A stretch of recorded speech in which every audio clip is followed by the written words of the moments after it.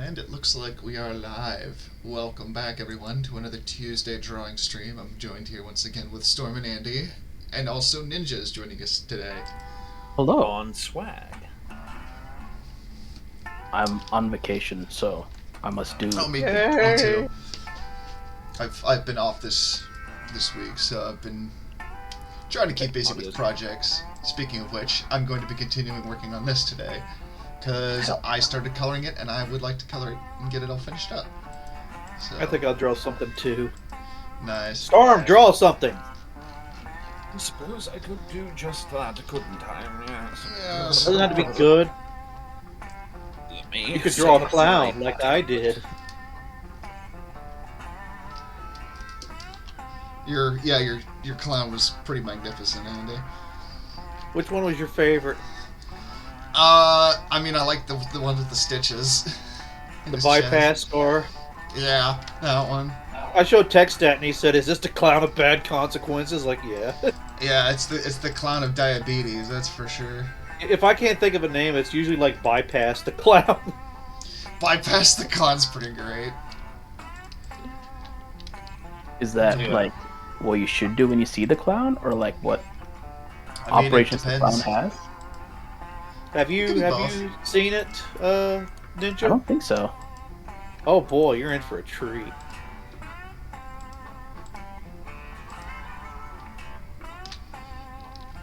Meanwhile, I have started playing Dwarf Fortress for the first time. Oh, nice. Yes. My brain is full of dwarf now. Well, that's good. Cool. It's I've spent. better than the opposite. Oh. Yeah, I haven't really got played Dwarf Fortress much as of late. It's a lot for me. It is a lot. Aren't you more of a RimWorld player? I do like RimWorld more, if I'm honest. Yeah, but largely because it's more, I want to say, user-friendly, for lack of a better term. But it was fairly easy for me to like pick up RimWorld and start playing it. Dwarf Fortress, I needed to like figure shit out, which I know is kind of part of the point. But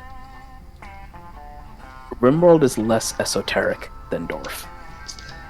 yeah, I would say so. Plus, with RimWorld, I mean, I guess you can with Dwarf, but it's easier with RimWorld. You can mod the hell out of it too. And I've been having fun with that. Yeah. I'm still at the vanilla I'm learning how to play this stage, so I haven't modded it yet. Oh, I wouldn't. Yeah. Yeah. I feel like these domes need just a little bit more to them, if I'm honest.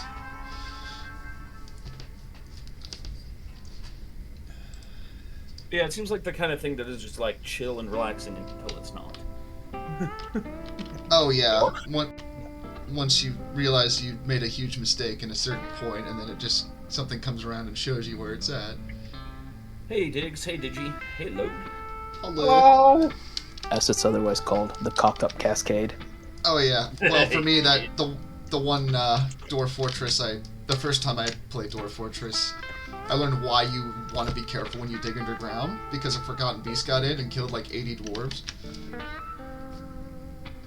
Yeah, that problem. I think I killed the queen too. Either that or she left after that, because she was like, this place is awful. Because, you know, These dwarfs are subpar. not a good Airbnb review for my fortress, that's for sure. There's no air and there's no B&B. All the beds were made of rock.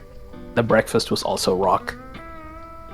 The music Which was wasn't the also worst rock, part. which actually wasn't a problem, but Well, it wasn't rock and roll, it was them banging rocks together. It was just percussion.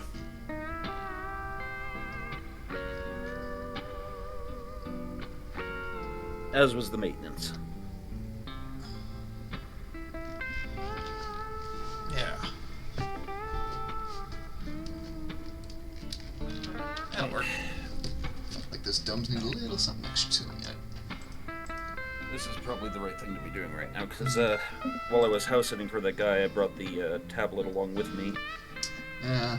but I haven't reset it up here, so it's like, it's probably good that I should draw today, so I've actually been working on a logo for myself this afternoon. It's mostly what I've been up to. Hey, Tired German. Moth picture is coming well. Thank you.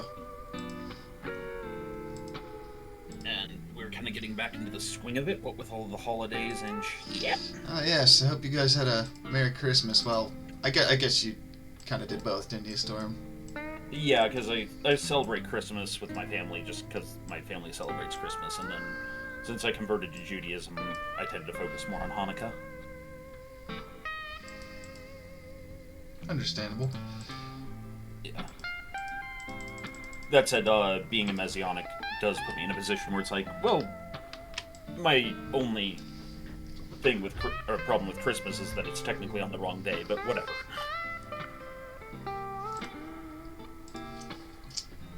Yeah, old boy's birthday is like in September, if I'm correct, right? Well, we don't know if it's exactly September or October, but it was likely Sukkot, which was a very specific festival, and the Romans would have chosen the festival where people were more likely to be at the capital of their region to do a census. So chances are it would have either been Sukkot or Pesach, and since a sukkah is mentioned in the Greek, then likely it was Sukkot. I'm glad you said Greek, because I was about to ask. Because sukkah isn't that Russian for bitch? Yeah. Well, in this case, sukkah is a word for booth or tent. What usually gets called a stable in the nativity scene is more likely a sukkah or a stable, or not a stable. I mean, it makes tent sense. or booth. Because the Hebrews of that time and now have a tradition of we will live in tents for a week to remember the wilderness. I was just camping. Yeah. I think orange looks good. Good standout. Oh yeah, it's like a proper construction color. Also, I like orange. Orange is a great color. It is also based off another Lego Arctic set series that I had when I was a kid. Also, it is it's complementary colors too, which is helpful. Hi, Pudding. Can I give cat you has just wandered in. a little bit of orange autism? Sure. I'm So- concerned. You know how in Oh. the when you get auto insurance, the color of your car changes your rates? Yeah, Yeah. because red is more likely to get you. Red is the like, highest, Makes sense. orange is the lowest. Really, Orange orange is- is the lowest. That was Orange is red. the lowest because it is the most visible color in all like weather conditions. Whether it's makes like sense. a black car is hard to see at night with the lights off. A silver car is hard to see when it's foggy. A white car can be hard to see like if you're looking in the sun or if it's snowing. Yeah. Orange is the most visible in all weather conditions. I mean, that makes a lot of sense. There's a reason it's used for so many, like, emergency, like, or rescue things. How many car companies I- offer? But it's Sorry. interesting that red is like, I'm guessing that might have to do with, like, sports cars and stuff. Pretty much, Well, yeah. it's that red draws the eye rather immediately, so cops are more likely to pull you over. That's what I mean. Red is also hard to see against a setting sun. Yep. Oh, so, yeah, I guess it would be, wouldn't it? So at nightfall, you're likely to have, or not nightfall, around twilight, you're likely to have accidents. Yeah, and Oh, even I'm worse, well- you could run into Edward Cullen. Yeah. I forgot you know that. Chrysler used to offer orange as well. I don't know if they still do, but they had a car that had an orange color. I was gonna say, you don't It really was see like- too many orange cars. Nope. But like Chrysler's was like neon orange. It was obnoxiously bright. It was so bright that if anyone said like I didn't see it coming, you could just say bullshit. Oh, I believe that. There's no way you did not see that car coming.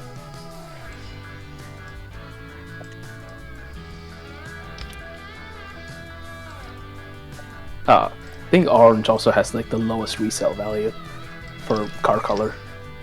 No one wants an orange car. Yeah.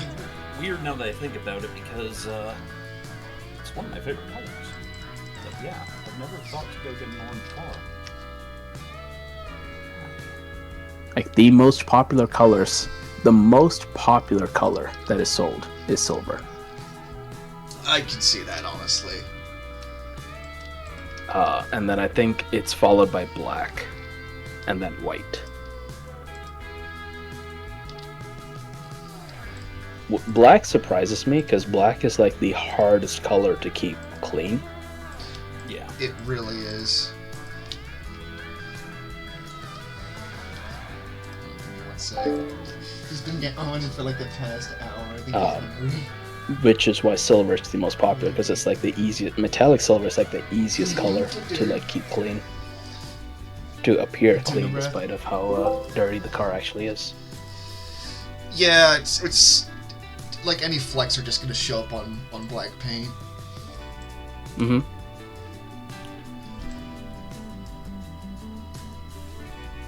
Like flecks, if you have any like watermarks from washing it, it'll all show up in black paint. Especially like when you shine a light on it, like out in the sun, or if there's like another car's headlights shining on it. Oh yeah, makes sense. Appears that there's discussion of... Wait. Discussion of what? Oh, something I'm not quite sure of the context of. Anyways, I'm just trying to keep caught up with chat. Moist but Crunchy says, greetings, programs.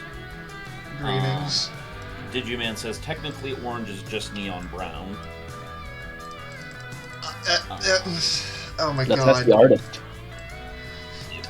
You know, the thing is, I hate how that's not necessarily incorrect. UNC says, yeah, looking at Honda's website, if I wanted to buy a new CRV, there are 6 options, 3 of which are gray or silver. Also, My again, dad. moist but crunchy, your name wins the internet for today. That is a pretty great one. Also, makes me ill to think about. Moist but crunchy is how you wanted like that one beef dish that Gordon Ramsay keeps going on about. Probably. Gordon Ramsay goes on a lot about a lot of things, which they censor half of because, yeah. Because they're pussies. Oh no, it's great listening to him uncensored. The full unfiltered Ramsay. Yeah. So I need to share this with you, Crispy. It just shows Grandpa from The Simpsons, yelling at the sky like he would. And it says, back in my day, AI used to stand for Adobe Illustrator, and we hated that too. I will say, Adobe Illustrator was one of my preferred of the Adobe programs. But that also is because I got to draw shapes, and now I can do that elsewhere. Actually, that's pretty much how I was making my my logo this afternoon. I was basically working on with shapes in not Adobe Illustrator, but basically the Affinity equivalent, because I don't use Adobe anymore because fuck Adobe. Fuck Adobe. Yeah. And that's not just me hating just for the sake of hating. Like, I had a version of CS6 that I cannot use anymore because they said they revoked the serial license because they said it was a fraudulent copy, quote unquote. Never mind the fact I got it through my school's library. And yeah, their only recompense was like, well, we can give you a discount in Creative Cloud.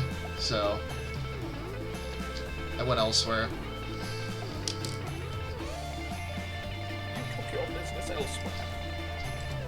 Yeah, that's their fault for losing the customer.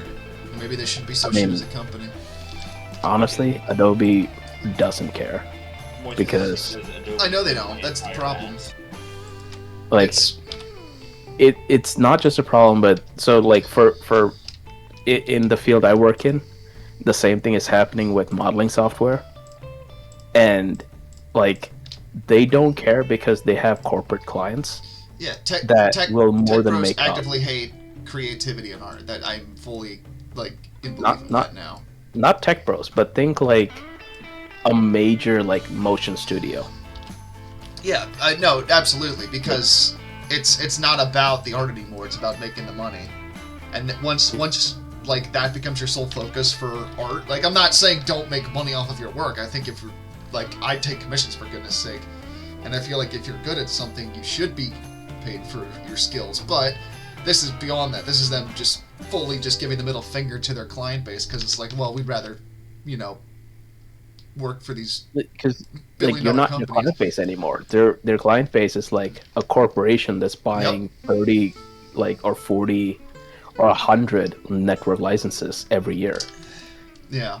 And they don't give a shit about URI because this other corporation's paying them a cut six figures every year. Yeah. So my $20 is I saw something early today. I mean, I've seen it before, but it was along the lines of AI was created by wealthy executives to basically steal creativity, so they don't have to pay people for being creative. Something along those lines. I know the one you're talking about. It's to give wealth access to art while denying art access to wealth. That's it. Yeah. That's the phrasing. And it's one I've been thinking of. I've also just kind of unfortunately had my feelings towards AI stirred up recently due to a conversation from the other day, but I don't really want to get into that on stream because I'd rather not be negative. I'm actually making something and having fun. So. Yeah, you're a negative. Let's appreciate Hoth. Yeah, I mean, I have been playing Mass Effect lately because I got the anniversary edition a while ago. So I just finished the Novaria mission yesterday, and now I'm just thinking of that. I am now drawing for the Mario Legion pictures. I am now drawing Zenith. Oh, that'll be a fun one. Ooh. I need to figure out how to portray the dumb fuck Jews. I don't know if Zenith is dumb fuck Jews. Zenith is Chaos Goblin. Yes. I just imagine her as like one of Bowser's kids with a barrel full of dumb fuck Jews. Force feeding it to Otto. Yeah. She's waterboarding Otto with dumb fuck Jews. Hello, Rimward. You wouldn't dumb fuck juice a car? Zenith would. Yes. She'd pour it in the gas tank and then it would just drive sideways. It would, for her. Anyone else tries to drive it, it the car would burst into flames immediately. It'd be like Red Dragon. Yeah. But if she gets in, it's just fine. It just drives sideways. Yeah, Freebird starts playing. Yeah. Oh, shit. I minimized all my shit. I was very concerned for a second. I closed out everything. I was like, oh no. Would not be the first time I've accidentally done shit like that, unfortunately. Boy, finally, after 8 hours of hard work, this project is finished and power goes out. There was one time I had a project get corrupted a bit because my power went out. Thankfully, there was a backup that wasn't too far back, and I was able to fix it. But still, there was that oh shit moment of, oh no, I've lost hours of work. Yep. That is a lesson I have learned the hard way a couple times, and it's like, yep. No, never again. Mm-hmm. Always remember to save if it doesn't, even if it automatically saves. Yep. Every 15 minutes. Look at Rimworld living dangerously. Son, I'm on that every 15-second Control S. Jesus Christ. Just you're hitting Control S like it's the fucking scene from Ghost in the Shell where the hands split up into many fingers. I hit Control S more often than you hear Amen in the church service. Amen. Control S. I just like the idea of a priest slamming on a keyboard praise Jesus!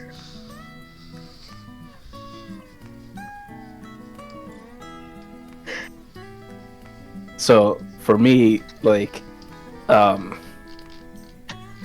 so I was in Formula SAE in college. For those who don't know what that is, it's where you design and build your own race car. Ah. And I was working on a design in a 3D model, and it was a pretty complex part. I finished it, and then I closed the program. Oh no. And then I was like, Where is this part? Where is this? And it didn't save. Ooh, that's rough. That's fucking rough. That was like 3 hours of work Yeah. that had just gone. Yeah. I just went home after that. I would. Oh, dude, that was like when I found out about Adobe, the whole thing with Adobe. You have to understand, part of the reason why I was so upset about that was the fact that this was after college. I had years of work backed up and saved that at that moment I couldn't access anymore. And you ever get like that kind of tired where you're, like that kind of anger where you just are so tired because of just how upsetting it is? It was like that. Mm-hmm. Oh yeah. Yep. Yeah, but thankfully, Affinity, it can convert those files into its own files, so that definitely helps a lot. Yeah. Once again, fuck Adobe. Anyway. Fuck Adobe is very much one of the holy phrases of the Legion. Yeah. Right up there with fuck Games Workshop. Yeah. God, I can't imagine what that's got to be like dealing with production with Text Talks Battletech, because that's a whole other level of, like, don't fuck up. Well, let's just say that Crow will have a long, well-deserved break by the time this is done. Yep. Please tell me he got some sleep. I don't want to lie to you. Oh, God. How is it? I don't even want to think about it. Yeah, the guy's a trooper, but He is, but fuck, man.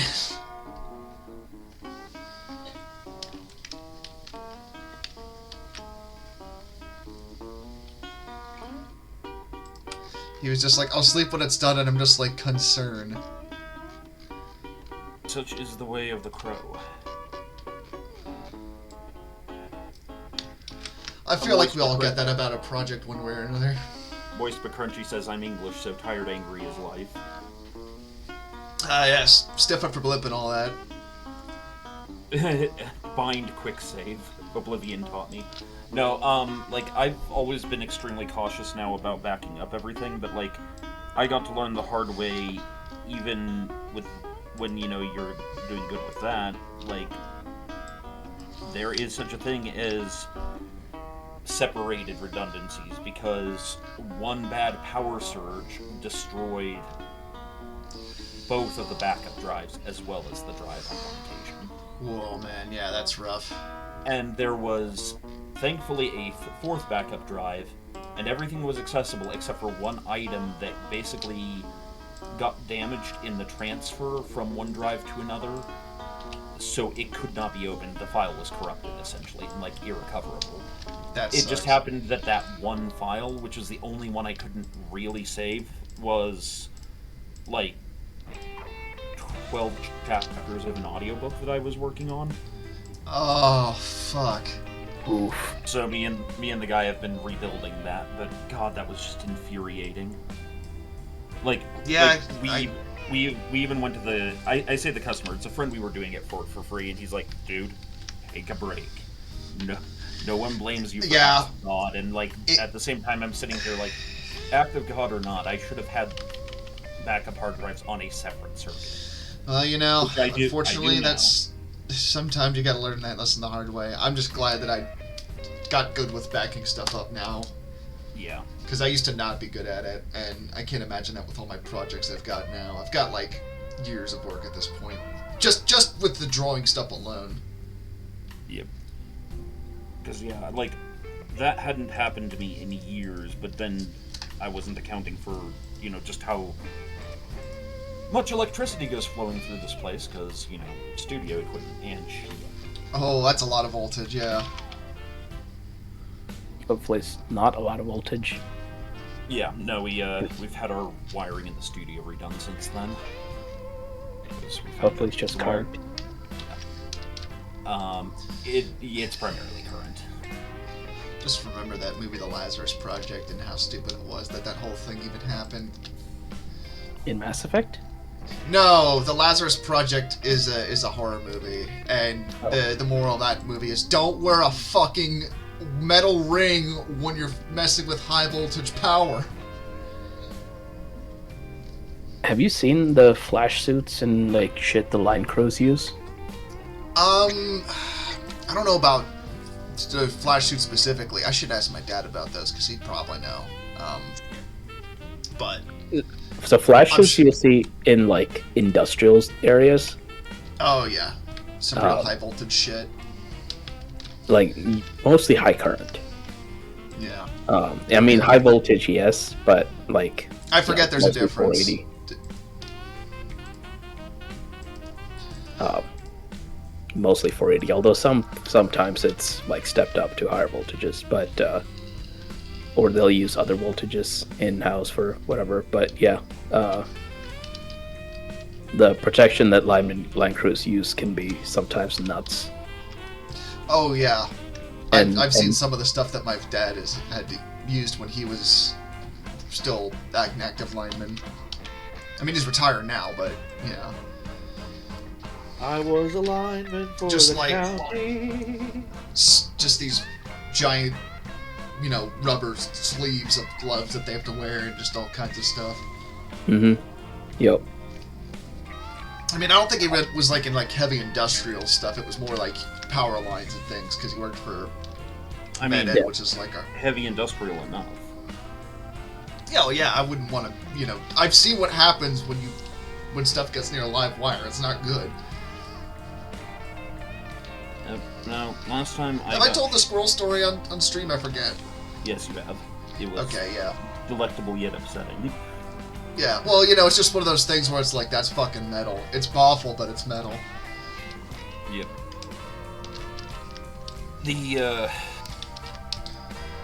The one that I always remember, and kind of thankfully the very light lesson I learned in always using the appropriate protection was we were working on a soundboard, and I forgot that you need to discharge capacitors before you start working on them. There's this little wand you touch the bottom of the capacitor with it, just like, and it's discharged now.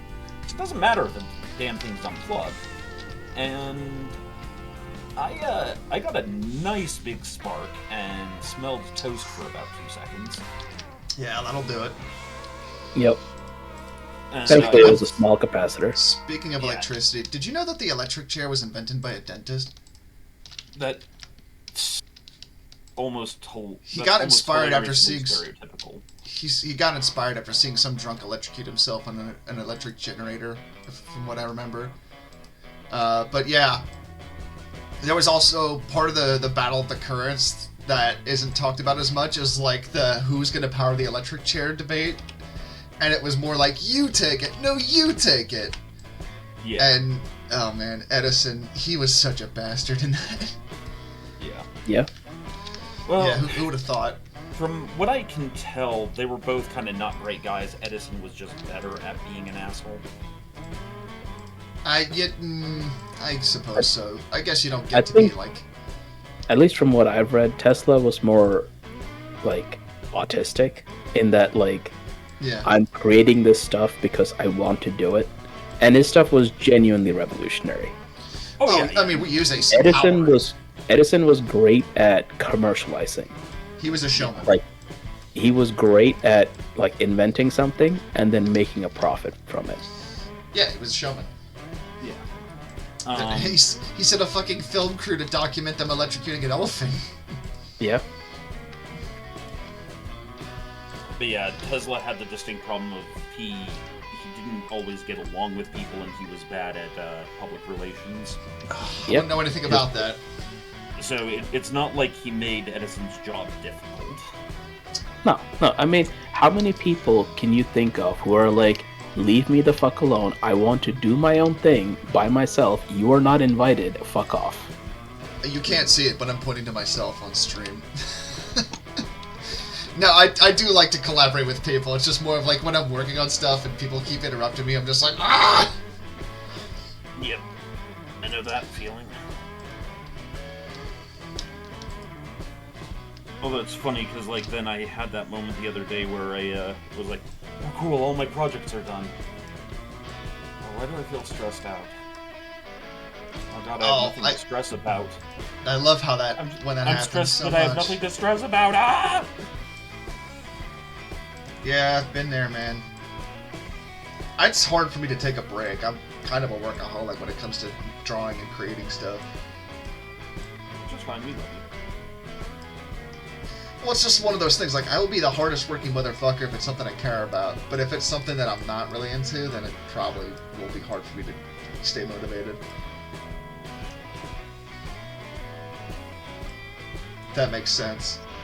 Yeah. And I know a cure for that disorder. What is that? Beatings? No.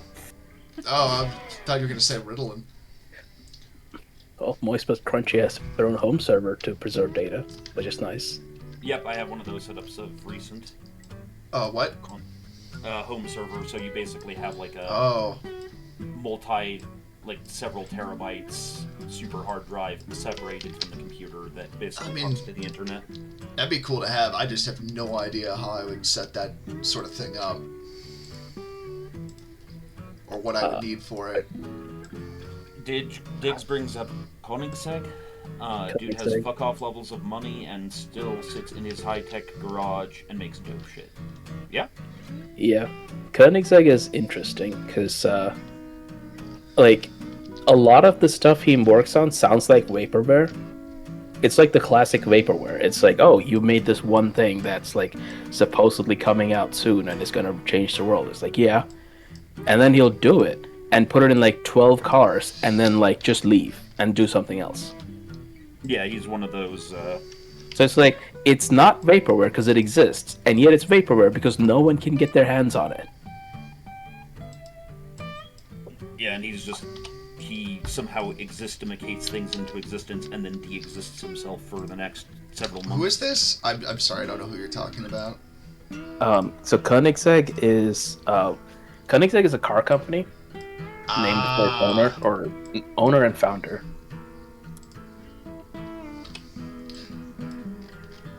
Gotcha. It was I think Christian von Koenigsegg.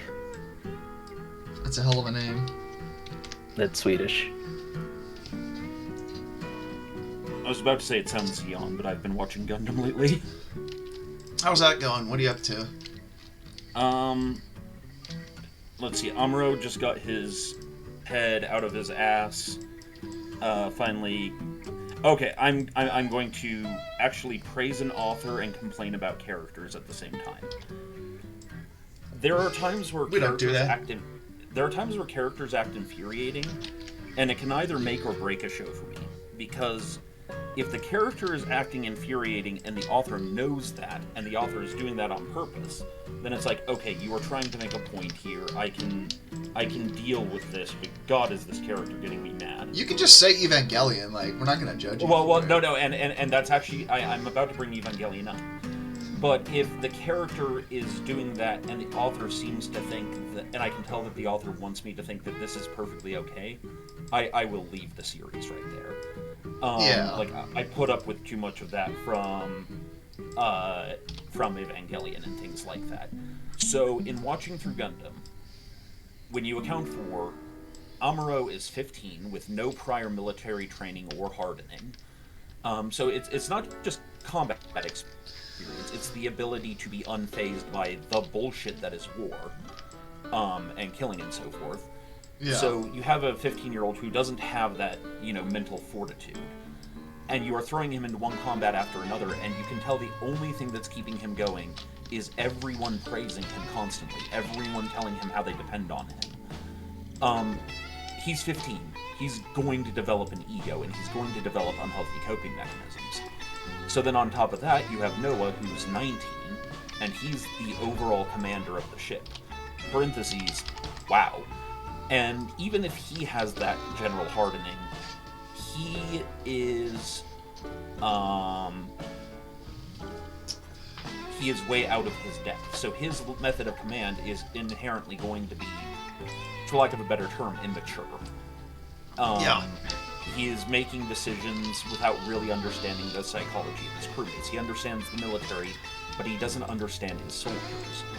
So as a 19-year-old who would be in command wouldn't. Yeah, and so when Amuro starts acting way out of line, unfortunately Noah makes really bad decisions to cause Amuro to act even more out of And so it's one of those moments like, oh my god, you are both fucking idiots. But then I stop and think, but this is what would happen, and the author is not pretending they're not being idiots right now. So you know what? I can actually respect this, and I can actually keep up with this, because now it's interesting to me. I mean, the whole reason he was in Noah was in command is because literally everyone else in the command staff of the White Base got killed in the attack on the colony. Exactly. So the last episode I saw, they finally got it through Amuro's head that, you know, they need him, but at the same time they also need him to be not a jackass about it. So this is after he deserted into the desert for a while. Rambaral just died. And I'm starting to suspect that, because again, I don't know the story of Gundam yet, but I know that this thing called New Type starts occurring later. I'm starting to suspect Amuro is a new type, and I'm starting to suspect Hammond is a new type. Who? Rambaral's blonde bimbo.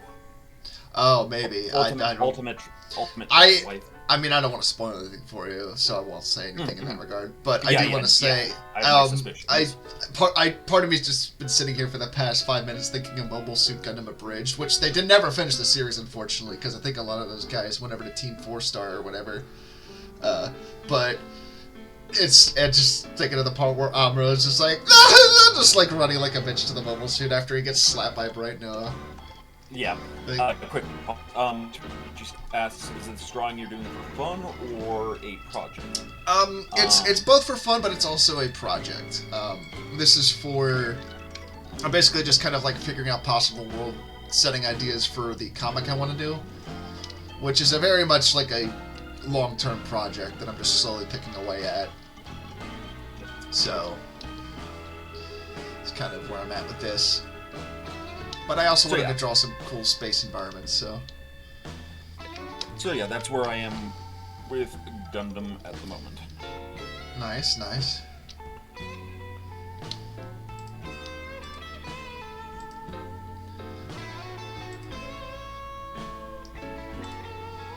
And then also the whole thing of like, oh yeah, his mom is now like slightly upset that he might be a killer. Well, she should have not let him go off to war. Didn't his dad die in the attack as well? No, yeah, he lives. Okay. Did I spoil it? Sorry. No, it's okay, it's okay. I assumed he was dead, so I was waiting for that shoe to drop. I could have... Okay, maybe that comes later then, but... yeah, I'll just leave it. He didn't survive. We saw his dad... He survived. Yeah, we saw his dad get thrown out of an airlock, but his dad was in a hard suit, but there was also explosions, so my assumption was he was, you know, hella dead. Not quite. You'll see. I'll just leave it at that. I keep forgetting that you've never seen Gundam before, so... Yeah, the only Gundams I've seen were G Gundam, Iron-Blooded Orphans, and Wing. So, well, I've seen clips or scenes, maybe even a full episode of 08th MS Team and 0083. Oh, 8th MS Team is pretty great. So, at this point I was like, I'm a big enough fan of mecha in general, and I liked Wing and Iron-Blooded Orphans a lot, and I enjoyed G Gundam. So, you know what? It's time to just go through this entire pile of things.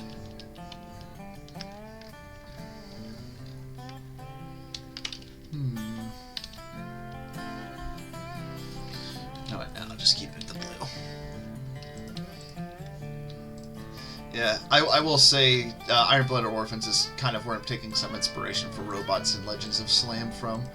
I started writing out the, just like, I guess, the design brief for it, just to kind of get my ideas down on the paper finally, because I've mostly just been doodling mechs. I'm like, I should probably, like, flesh this out a little bit more. Andy, you still there? Yes. How's the drawing going? It's a surprise. Okay. Just wanted to make surprise sure that tool that'll help us later. Oh man, I'm seeing stuff I missed when I was drawing this the first time around. I gotta go back and add in.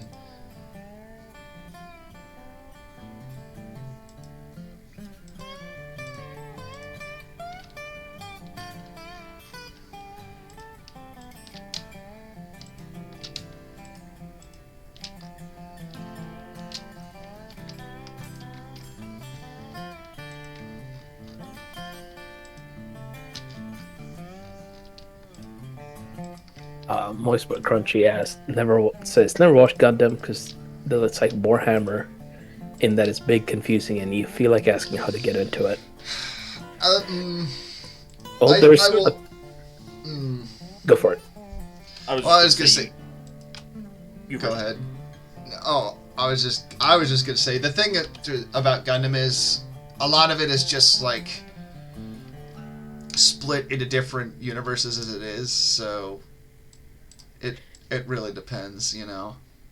Yeah, there's not one like singular Gundam series. There's like 3 or 4 completely separate stories. So I was going through this recently. I did a deep dive on like the history of Gundam, like from a production standpoint. There are 6 timelines, or 6 separate continuities. That sounds about right. Around 60 total products, of which like 30 some odd are shows. Yeah.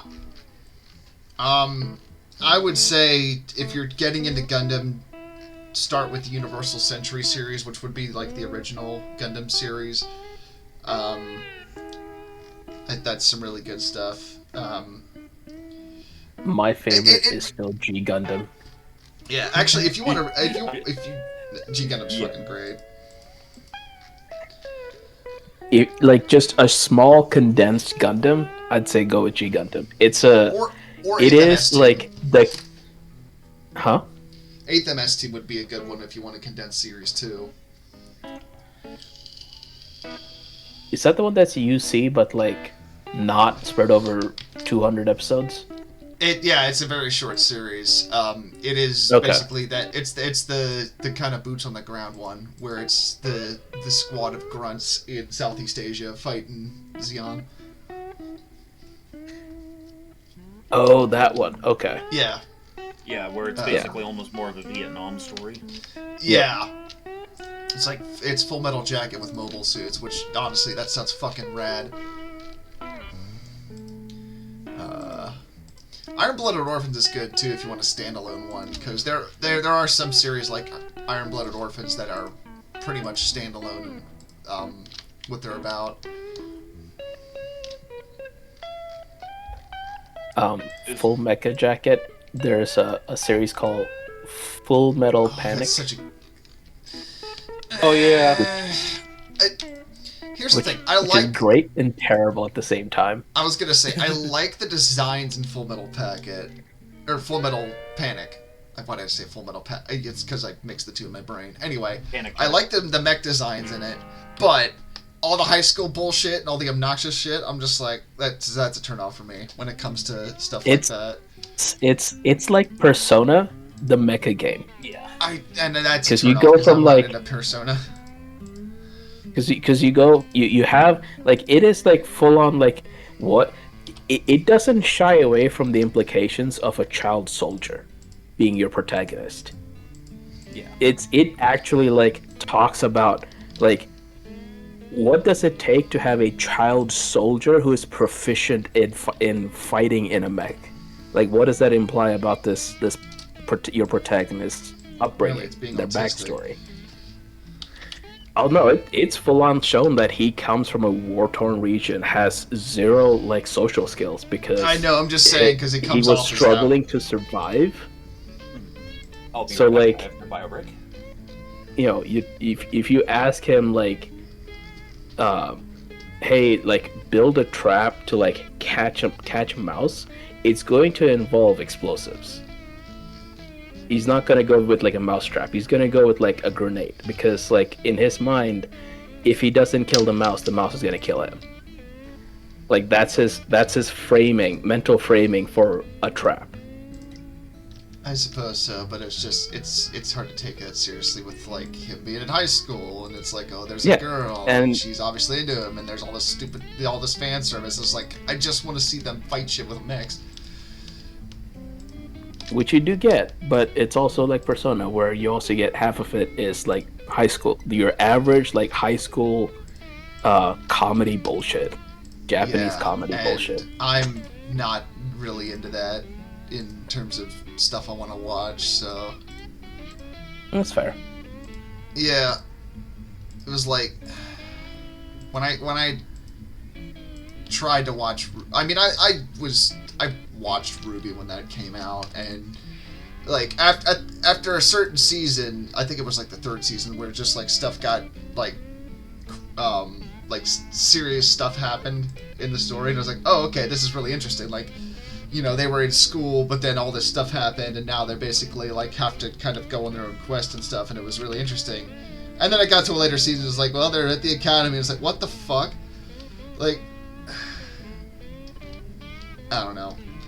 I'm also like somewhat picky when it comes to stuff that I watch, but if I'm like want to get seriously into a series, like I don't want it to just be like dumb goofy stuff where it's just like kids at school, because I'm 33, I'm not really a kid anymore, but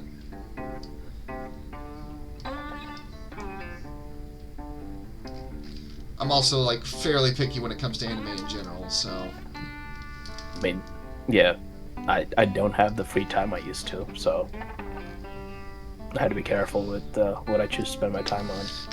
yeah, for me it's also just like I've had some not great experiences with some people that are anime fans, you know? Yep, yeah.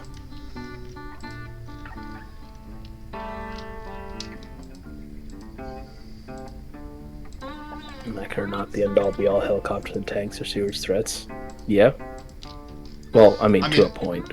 I'm fine with that. I like when like I don't like mechs necessarily being the end all be all unless it's like an over the top series. Like, I mean, if I love Megas XLR, and that's just all like about giant robot fights, but it's also that's literally what it's all supposed to be about. So that's fine. But something like I love BattleTech and just how like you can take down battle mechs with combined arms.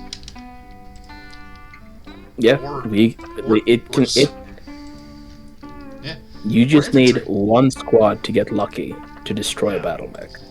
That or give them battle armor, because I feel like that's something people necessarily don't think a lot about. But there's a lot of different suits of battle armor out there besides elementals, and a lot of them can do some crazy shit like cloak and things.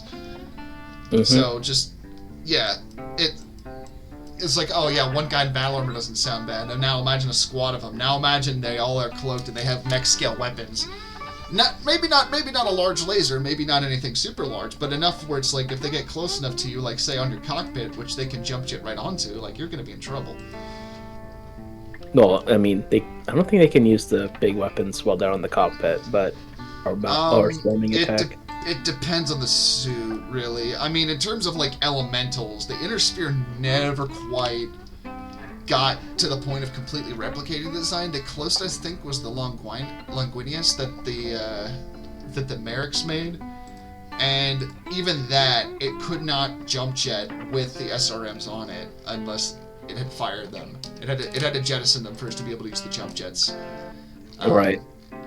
You know, but the thing about that is all the inability to replicate the elemental suits is what got them to sort of innovate, and what really gave rise to a lot of different like specialty suits.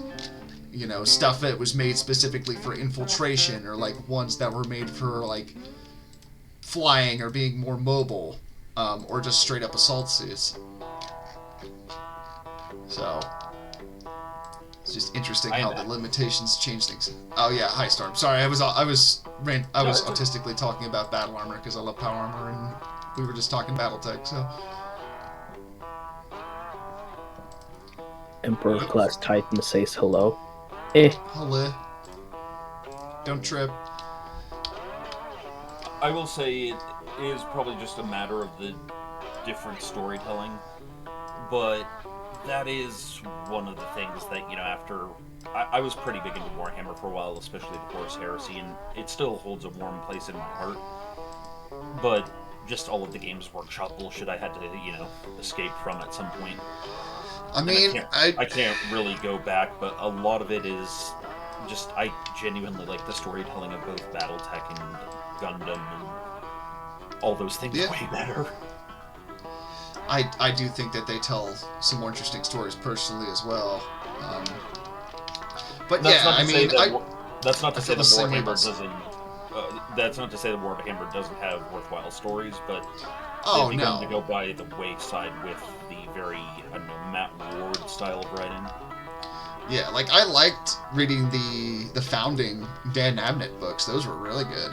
And I'm not even big into Warhammer, but I got invested in that in the founding story series that he did. But yeah, I kind of feel that way about Star Wars in a lot of respects, where it's just like, I love Star Wars as a kid. There's still plenty of it that I'm fond about. And, there, even with all my gripes about Disney and stuff, there's still stuff I can take a look at and be like, okay, that I like, But it's just at a point where I just don't really feel, like, invested in it like I used to be, Just because of just everything that's happened to it and just all the shenanigans and just all the stuff baggage that's come along with it. And, I just kind of, at this point, I just like what I like with it, and if people want to like the other stuff, that's their business. I just don't want any part of it, I will say that there is some good that comes out of it, which is, hey, look, we're both writing our own space operas. I mean, and that's the good I take away from it. It's like, yeah, I got problems with this, but it's inspired me to just kind of like make my own stuff. And I if people aren't satisfied with it like we are, I highly encourage you to just like make your own story setting.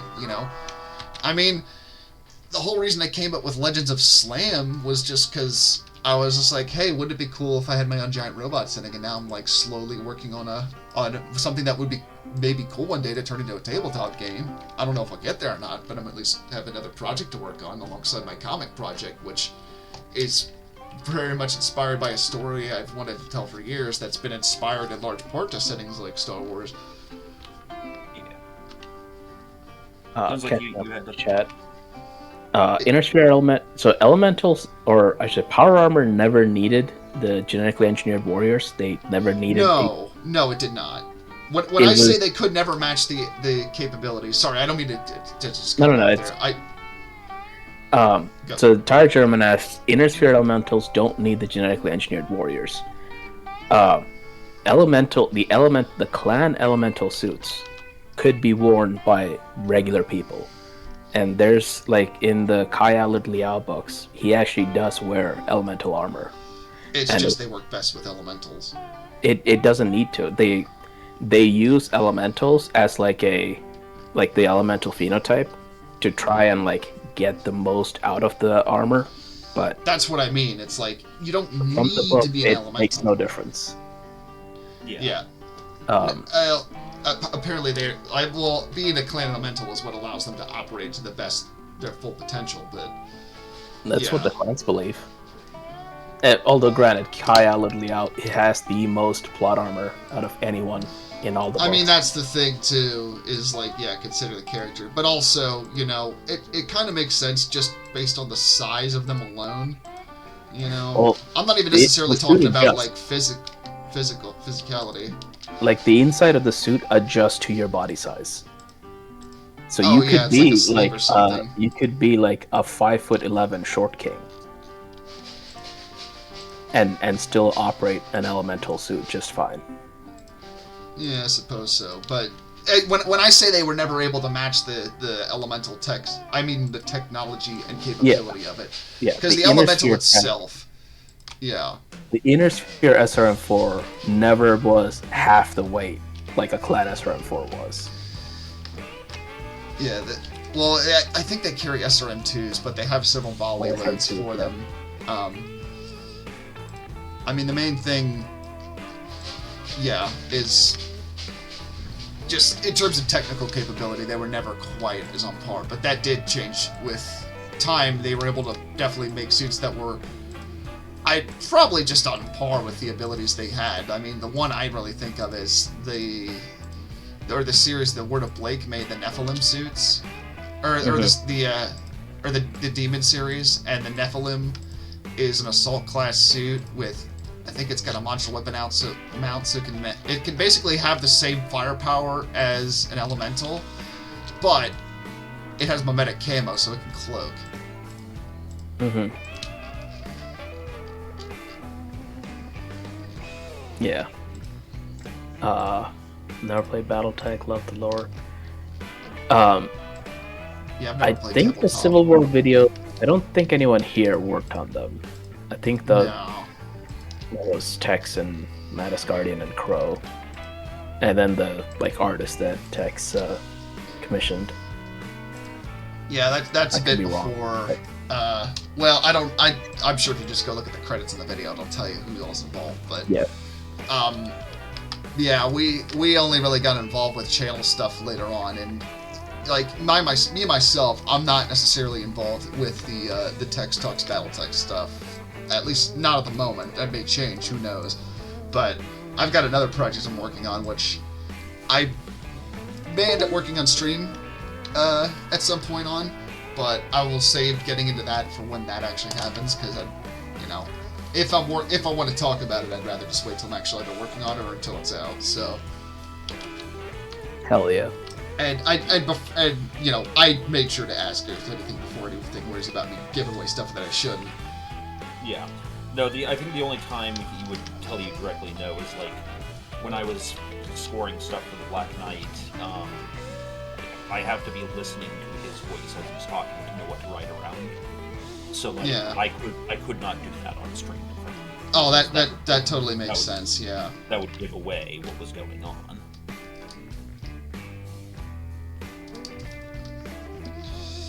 Gaunt's Ghosts and CFS Kane and Eisenhorn. Those are, yeah, I mean, you enjoy Warhammer, like, those are good books. And like Storm was saying, I stopped playing Warhammer, I think 7th or 8th edition, and it was more the people and the baggage. Yeah. Than, like, I mean, part of it was, oh great, now I need to buy another army if I want to have any kind of fun, or not fun, but like if I want to have something approaching like a 50% win rate. Yeah, it's just that sort of bullshit. And I will say that Games Workshop is one of those very strange situations that I never thought I'd encounter, where I both hated Games Workshop for the way they treated the fan base, and hated the fan base. Yeah, it makes sense. I mean, I definitely get tired of the people that feel the need to shoehorn Warhammer 40k to everything, or just like yell about it whenever like anything remotely related to it just pops up in chat. Mm-hmm. You know? Yeah. I just like I get you like the thing that you like, but it's like I like Star Wars. I don't feel the need to bring up Star Wars on a regular basis or be like, wouldn't it be cool if this wasn't Star Wars? It's just like I'd rather just experience something for itself. And that's just a me thing. I don't know. It's like the modern version of like and this is gonna date me, the like back in school where there was always the people that like you'd talk Star Trek and there'd probably be the people be like, oh, I bet a Star Destroyer could destroy the Enterprise, and it's like no one fucking asked. Oh yeah, no, that's basically the kind of stuff where I'm talking about, where it's just like, oh, this thing from 40k would win in the fight. It's like, yeah, because 40k is the setting that is over the top on purpose. Like I will bring up the Sealy sequence if you're gonna start bringing 40k into like discussion, and none of us will be happy about this. I'll start yelling about the Sun Crusher. Let's Don't just make me yell talk about about the Star Sun Trek. Crusher.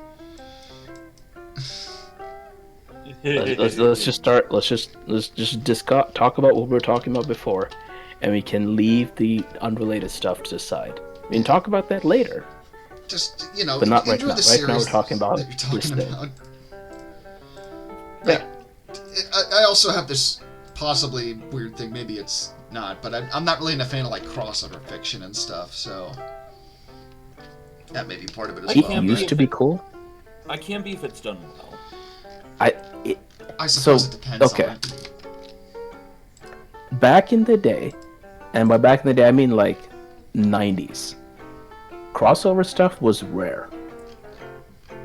Because you'd have to have something like Walt Disney has agreed to do a crossover with, I don't know, like some other like competitor to them, and then they do a crossover. Yeah. So it was like rare. You got maybe like one crossover every 6 years. Now it's like there's so few like competitors that there's crossovers out the ass every few seconds, and it's just it's lost everything that made it special. Yeah, That's like, really the heart of it.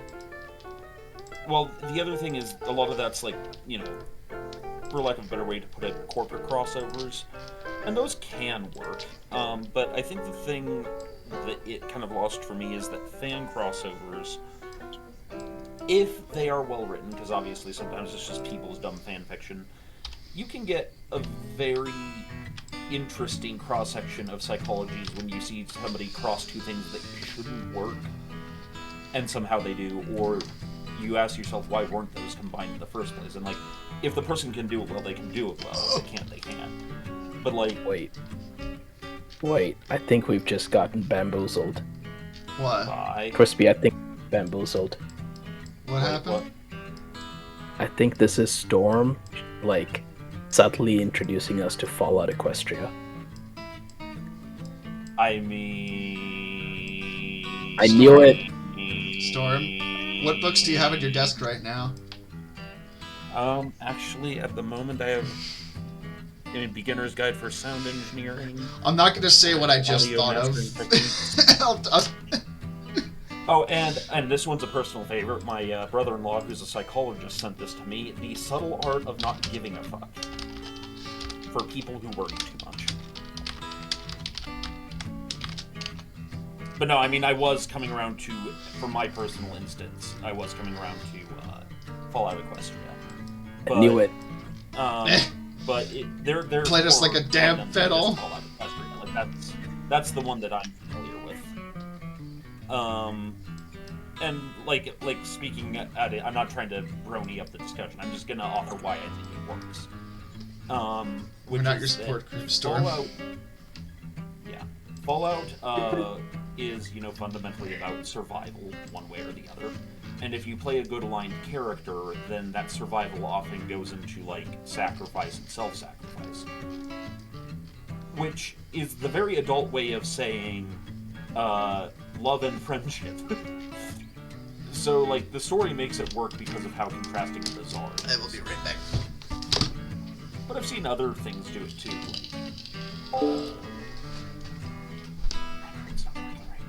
Well, actually, that's more on the comedy side, but there were some pretty cracked out Harry Potter and Avengers crossover fanfictions. Those were fun. Can you think of any crossovers you like, Ninja?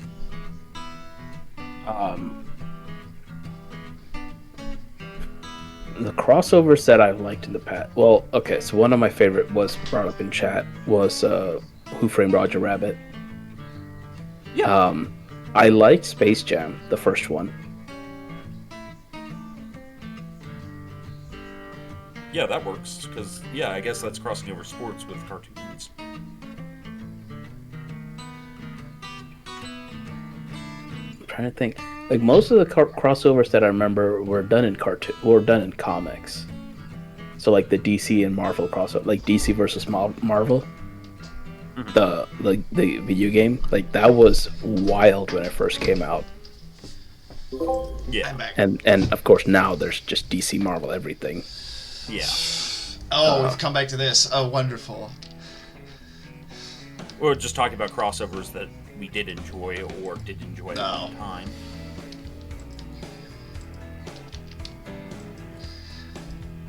Here, Crispy, I'm sending you a picture. No, yeah. Crispy, I do not have that on my desk. I was wondering when you were going to see that.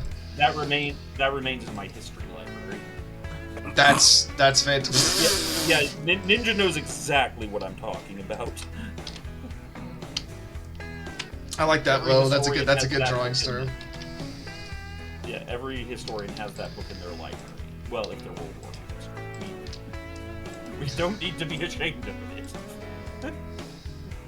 I've seen it at a college library before. For the audience. Oh, do you want me to share what you've drawn? Yeah. Sorry, give me 1 sec. I will do that. Let me just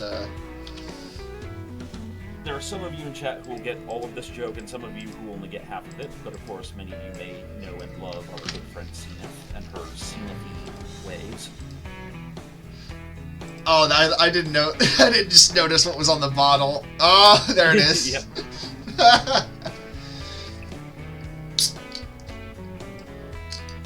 I'm just remembering when I made Gonzo Chan and how he blocked me for like a week. It was like, it worked. Yep. And if you wish to see more of Zenith's, how Zenith be, sometimes Zenith makes an appearance on WBPLW on Sunday nights. Her Sims streams are the stuff of nightmares. They are. Also RimWorld. I think she does RimWorld too. Wouldn't I've seen surprise some of me. her Also posts, probably and Terra. Yeah. Actually, yeah, she does do Rimroll. And I think Dwarf. Oh yeah, Dwarf Fortress. Yeah. But yeah, it's always terrifying. Not saying I have ideas if I ever get her for Secret Santa next year, but Okay, we are back on course with. Most common crossover I remember growing up was the Hanna-Barbera Scooby-Doo crossovers. oh, I mean those were just fun. You know, it's more just like when they take themselves seriously. Well, I mean, like that whole Simpsons fucking crossover was apparently just awful with Family Guy. That's also like you're just putting two turds against one another to see who wins. Yeah. Didn't Scooby-Doo have a crossover with the Harlem Globetrotters? Yes, 2 or 3 actually. Like they meet them a couple of times in that series. Yeah, that sounds about right. I also am like starting to make my life complicated with the layers, so I need to be mindful of what I'm putting where. Take my hand off that for now because I don't want to cause a cramp. I'm not gonna say what I was just thinking. Oh yes, you are. But yeah, no,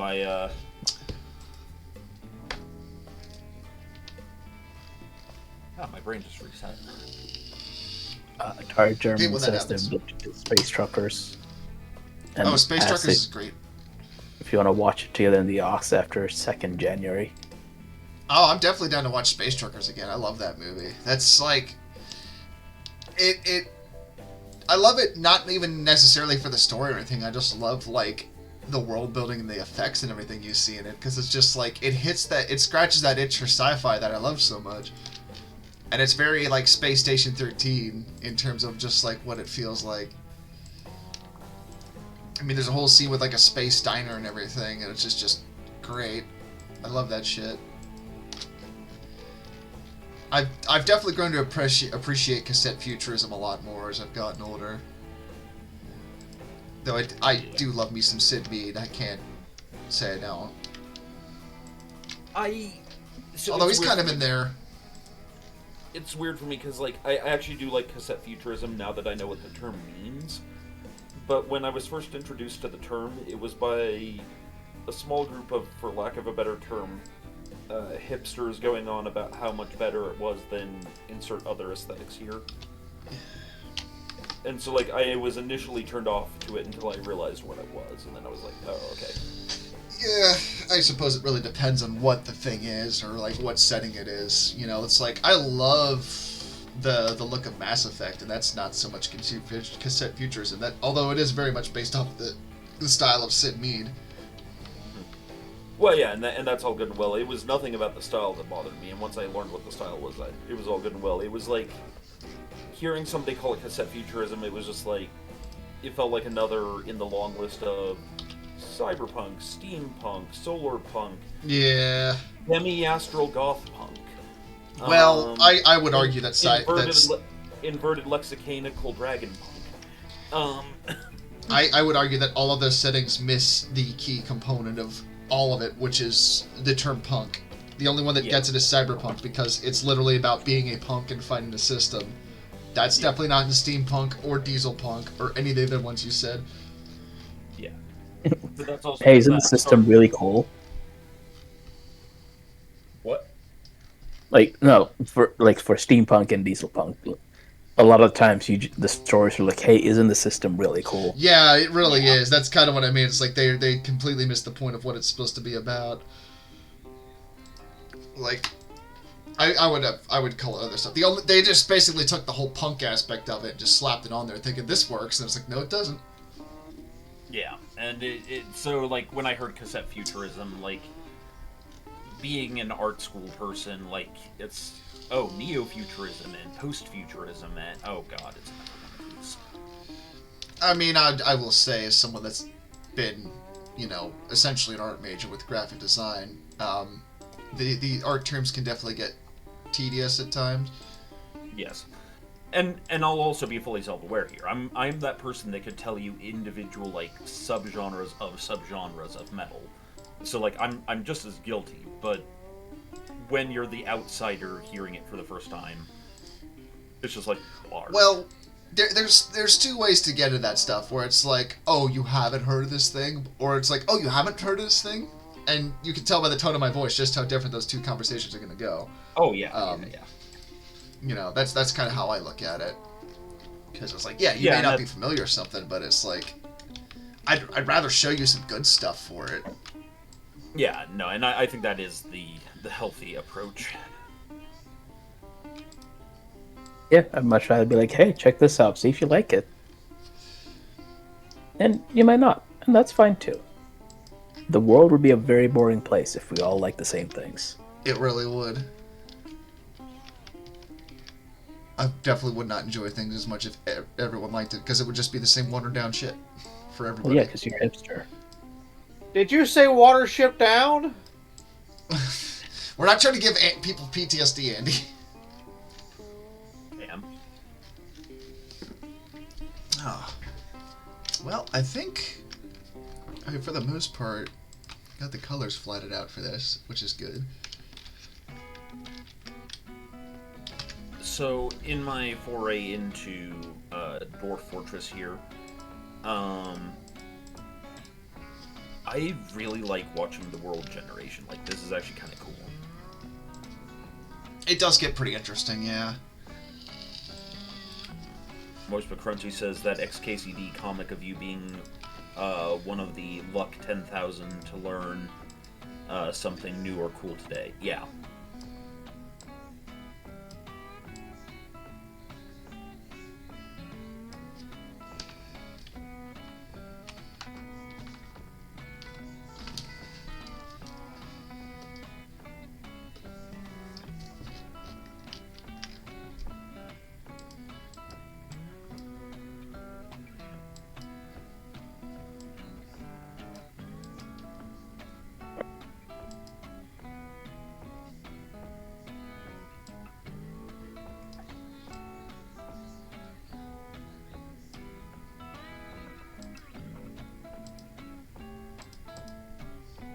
Here we watch intense slider action. Oh, yeah, look at that shit. Aw, yeah. Instant Starscape. That's the good shit right there. They should be twinkling, right? Twinkle, I mean, I can throw some bright ones in there. Little star. Andy, I don't need PTSD flashbacks to Dead Space, alright? Twinkle, twinkle, That- little twink. That's just like Jeffrey Dahmer's theme song. For anyone into true crime, you'll love that fucking reference. I want you. I want you. I want you so bad. So, it might as well be now that I introduce this. This is not necessarily going to be weekly, but maybe every other week. On Wednesdays at 1 EST, I'm going to start doing a music show. Hey, nice. Where we does music writings and music teachings, and I explain things like the difference between natural harmonic minor and melodic harmonic minor. Are you going to teach us music? Potentially. Are you going to teach us how to read sheet music? No. Aw. Believe me, like I think learning to read and write sheet music is important. it's unfortunately something that takes some time, and I don't think I can make a fun stream out of that. Oh, the only time I can read sheet music is if I have a piano in front of me. Yeah. That's like the only time I can make sense of sheet music. Like, if you give me a piece of sheet music and I have no instrument to play it on, I'll just look at it and be like, "It's squiggles." Yeah. But as And soon as I'm I can like play it, I'll like it starts to make sense for me. And at this point, I'm just so used to using ear pitch and MIDI roll that even my reading and writing of sheet music is kind of rusty. Oh, Castus has redeemed a stretch. Actually, I could use that.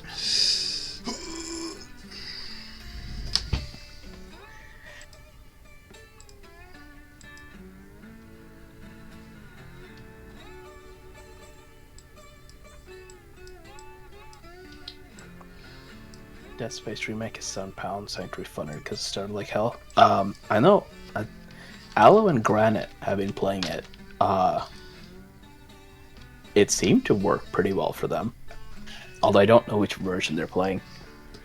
Oh, and a pet has been redeemed, so bother your pets. Okay. And a water break. Ooh. I've just started messing around with like just a bunch of different like brush settings and stuff. More and more as I've gotten with coloring, and I've really been having some fun with the results like this. You know what this tells me, right, looking at this picture, is this is set on a planet that has an inhospitable atmosphere. Oh yeah, that's good. That's kind of what I'm going for, because I mean, you look at them and they're essentially wearing cold weather spacesuits. Like they have to wear full rebreathers and everything. There's still an atmosphere because there's clouds, but Yeah. everything's like domed and like environmentally sealed. Also, my assumption is that they're not on a planet but on a moon, because moons are not big enough to have rings, and you're too close to that other thing for it to be... Yeah, honestly, I think we kind of like came to that idea, at least last time I think we did. Yeah. So it's a moon with a harsh atmosphere orbiting a planet that is orbiting a binary sun. Which, you know, that fits in my setting, because in my story setting, it's like I may not have a lot of systems in comparison to other sci-fi settings in my story, but the reason for that is there's a lot of stuff going on in those systems. It's not just like a planet. That is the whole single thing going on in that system. Because you will have things like this. You will have, like, we have this base on this ice moon. Why? Because there's resources here that we can exploit. Also, I just remembered I forgot to color in this thing here. Helium-3! Isn't helium-3 kind of like bullshit in terms of like the need for fusion? Am I wrong about that? I could swear I heard that somewhere. No, helium-3 is one of the fuels for fusion. I think it's one of the better fuels for fusion. I guess. I don't know enough about that stuff. I just... You know what? You're right, Crispy. We need to use like space crystals. Yeah, let's cook Dilithium. that space meth to power our fusion reactors. Trilithium parlayed. We're gonna cook crystal dilithium.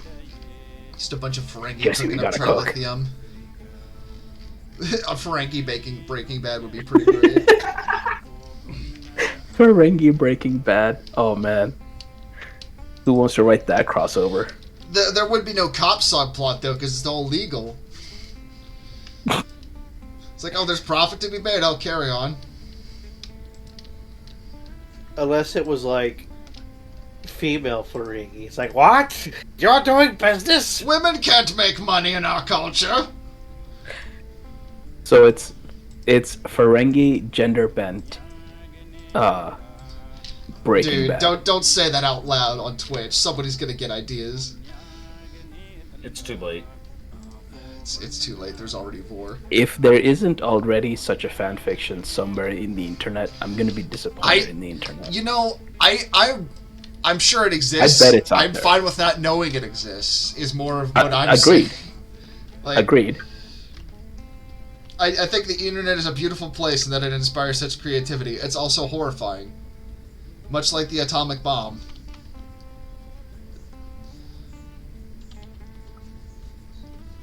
Oh. Wow. What? I had my keyboard turned off for while I was working on stuff and wasn't figuring out why Dwarf Fortress wasn't responding to my key commands. It turns out there's a reason for that. Like a goof.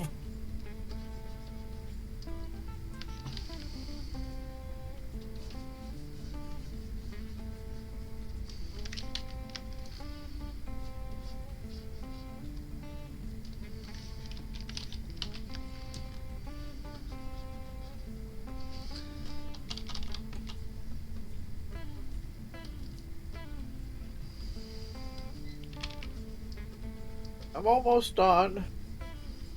Hey, you're fine. We're just chilling.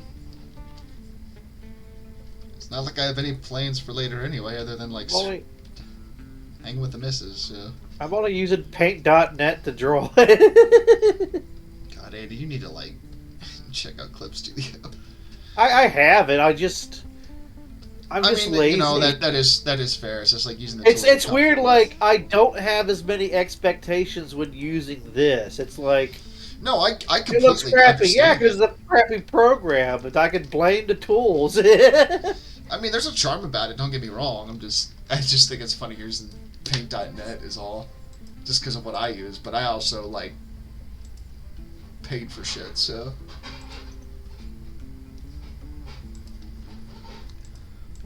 Oh, okay. That was just reading up on helium 3, and so the reason it is much more preferred to normal helium, which is helium 4, is neutron radiation. Helium 4 would create neutron radiation, which is it's ionizing radiation and will like penetrate a lot of shit. So you need like extra heavy shielding. Gotcha. Helium 3 doesn't create neutron radiation. Okay, so it's safer. It's safer. Use. I also didn't know helium could do that. That's interesting. I mean, fuse? Well, just more like emit neutron radiation, not fuse. Oh, I mean, it when it fuses, if you fuse helium 4, it'll emit neutron radiation. If you fuse helium 3, it won't emit neutron radiation. It's just interesting how molecules behave like that, you know? Yep. Science is weird, man. There is so much we don't know. There's so much we know and so much more that we don't know about science.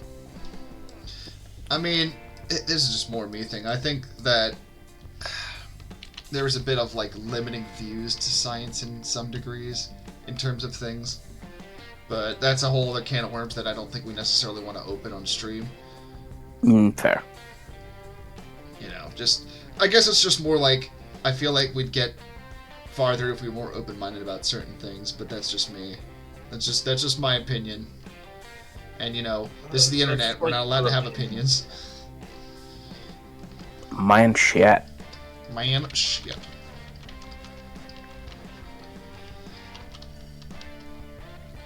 Suddenly Wagner shows up to tell us how our monkey is shitting into our hands. Probably. Well, Wagner, he does seem. Is he in the chat? No, I'm saying if he would complain on us, I'd be like, you know, you want to join in the fun. I loved him in that movie Primate or Primal, whatever it is, the new movie that's coming out. Here we go.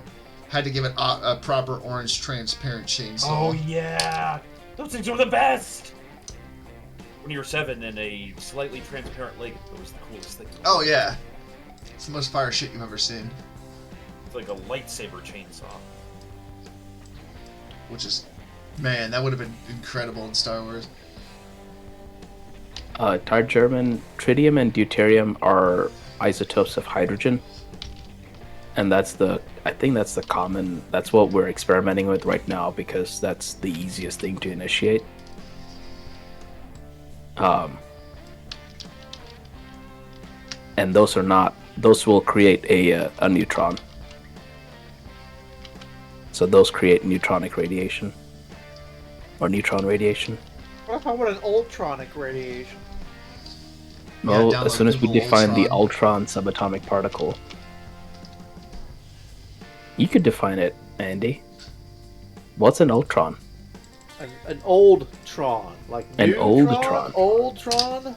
It's And particles that's created grandma when the Raptor radiation. Yawns, farts, and/or sneezes.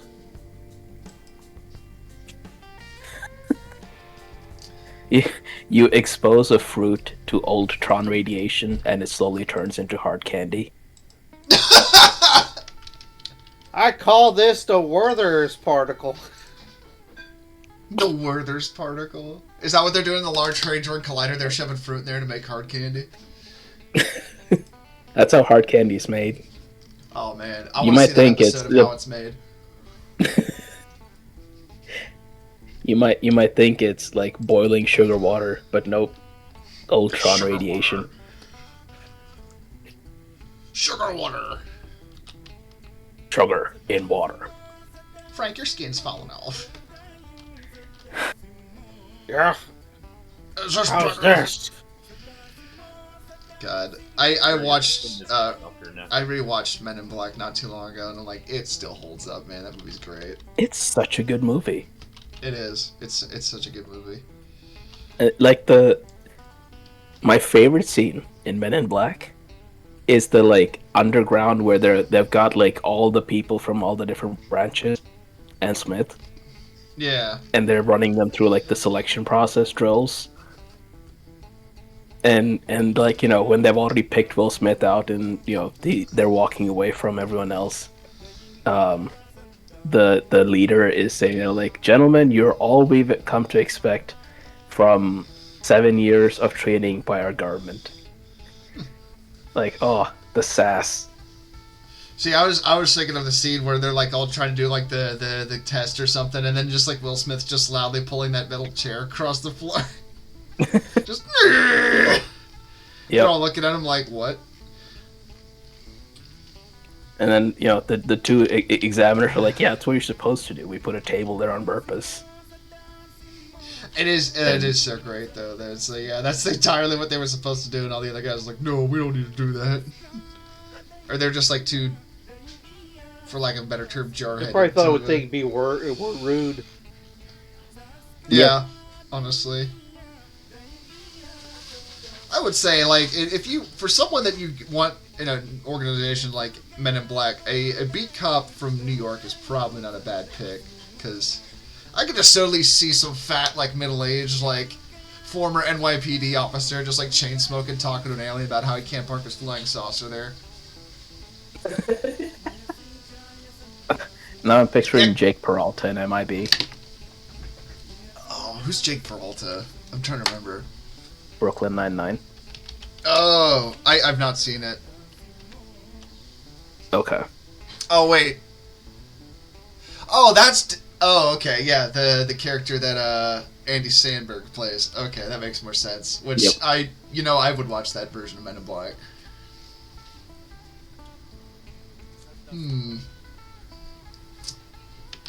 So one thing I have done is I've slightly colored the lines in the background to make it seem more distant, make the lines less harsh.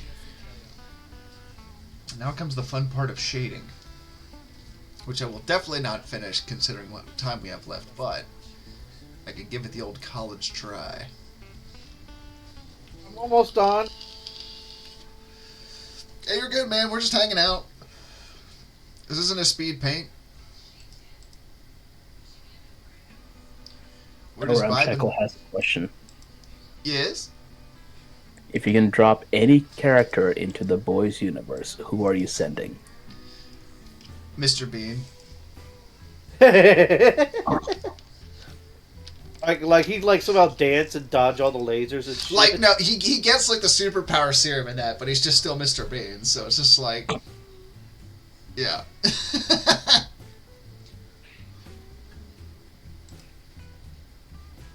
Who would you So, send, who- Andy? Yeah, who would you send? Actually, here's a good question. Do they have to be a real person? Or when I say real person, I mean like an actual person. They can't be like Elmo. The question just says any character, so I assume Elmo's fair game.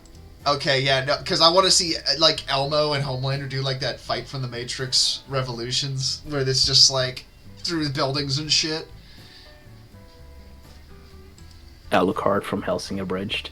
Oh my god. That would be incredible. Norris. Oh. Deadpool. What powers do you have? I ain't no bitch. Oh, The power of no, I have a several years horrible of one. I have a horrible one. Steven Seagal. Oh god. Steven Seagal would out Homelander. He would. And he would do it sitting down and like kung fu them in their spinal column. Meanwhile, Homelander's got this look at his face like, what the fuck is happening? And then Steven Seagal eats a carrot on screen. Yep. Okay, What a this is the weird boys' universe, you person. said? Yeah.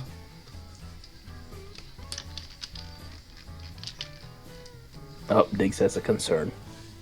Uh-oh. Oh, no.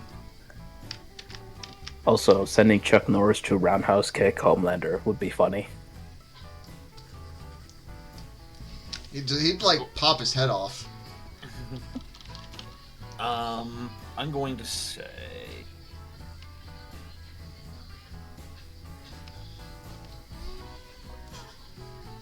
Sorry, give me a second. Like, here's the thing. I don't really know the boys' universe that well. Like, I know the premise, I know the gist, but you know what? Fuck it, Omni-Man. You could send Sephiroth in, that's fine. Okay, yeah, Sephiroth. we're gonna go. Yeah, we'll go with Sephiroth. Send a Chocobo. I don't think we heard Andy's pick yet.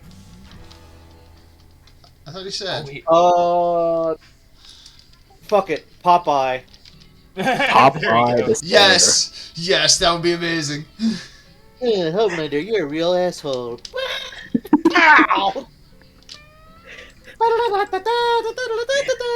Yeah, he eats spinach and then punches a hole through Homelander. Homelander's like, shit!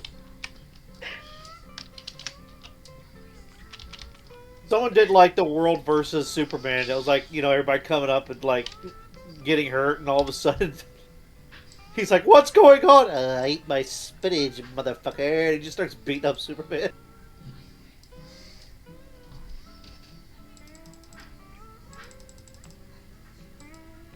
All right, I'm done. Alright, Yay. send it to me. Krieger from Archer in The Boys. He'd be the one making them, like... Yeah. Yeah. I alternatively suggest Pam from Archer, because she would definitely bite a dude's ear off in a fight.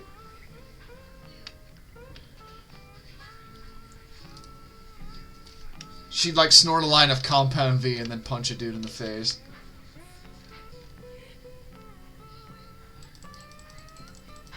All right, remember that idea I told you about a long time ago?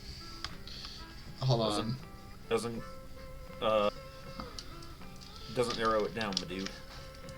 That's Yeah, true. you've All right, given me a lot of behold. horrible ideas. Everybody has Oh, their that version. one! Oh, I love Everybody that. has their version of the Herbamech. Here is my Herbamech. Hold on, let me post it to a place where I can properly show it, because it's incredible. That's... oh, man. Ladies and gentlemen, an Herbamech with a fucking Atlas arm. I love him. God, that shit is so cursed. It doesn't have jump jets, it just punches the ground to fly through the air like the Hulk.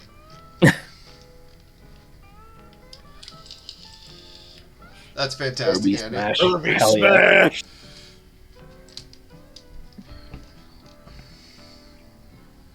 Alright, I think my pick for who I would send into the Boys universe, Emperor Palpatine. He would get wrung out like a towel at the beach. You're assuming he's not in control of everything. I just like the idea of, like, him being pulled apart like a wishbone. I don't know why.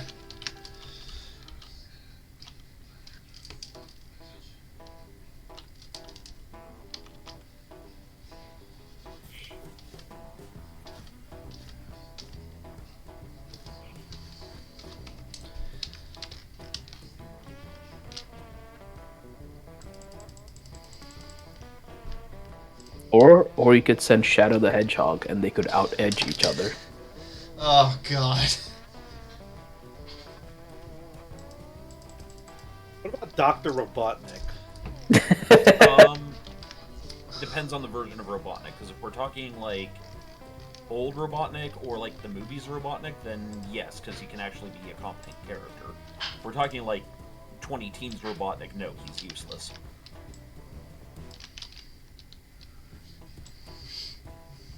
Okay, the comic book, Dr. Robotnik. Yeah, he'd be useful.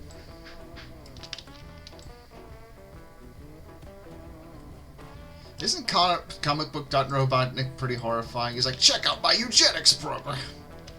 Basically. Yep. It gets there at times.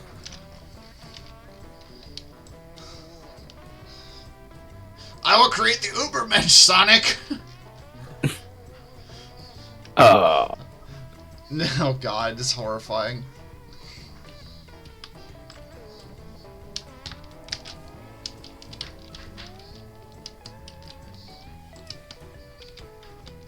Oh no, why no go away? Oh, that's why, because I'm hitting the wrong button. Yeah, that's it.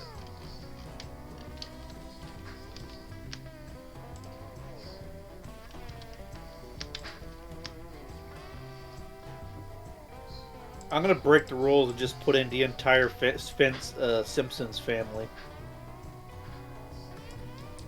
Wow, and I cannot emphasize this enough. Dare. Porch just eat my Hold shorts on, and I'm just gonna break the laser rules. somebody. I'm gonna break the rules and put Morgoth in. Who's Morgoth? The Morgoth. devil from Lord of the Rings. Well, the Silmarillion. Oh. From the Silmarillion. Yeah. Morgoth, later called Melkor, who sung Discord into the song. Sauron's boss. Cypher's Oh. Kane. Can I put Shrek in there? Sure. or referencing what the fuck's it called again? The What's Boys. it called? No. Flex Air. We're gonna put Johnny Silver Shrek in it. Yes. Oh god, fucking Flex Air. The gift that keeps on giving.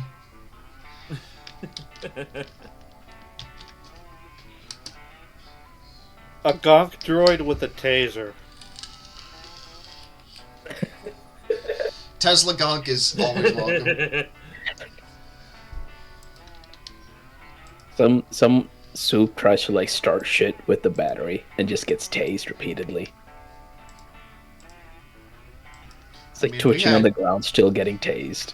We had A6T9, it was just filled with coffee the entire time. Just with an existential fear of death because it was programmed with it. That was Actually, pretty great. You'll be kind of funny and kind of competent. HK-47. He would vaporize people.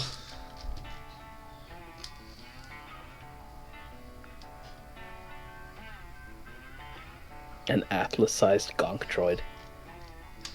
Gonk! Gonk! It says Gonk, but it sounds like one of those tripods from War of the Worlds. Gonk. Do you think when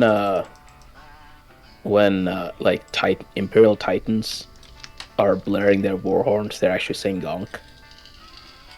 I think they're playing Direct Maybe. Sandstorm. Personally. Very Just slowly. like really slow, yeah, just slow down Direct Sandstorm. A light laser and an Atlas arm. Why?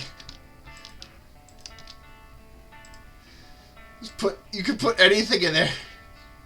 Oh, I'm talking about the Atlas arm, Irby.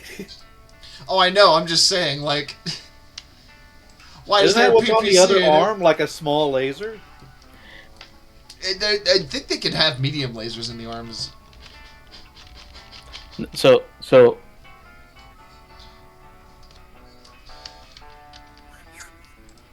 I just lost my train of thought. Damn it! It derailed. There's no It did survivors. derail, like the gonk droid.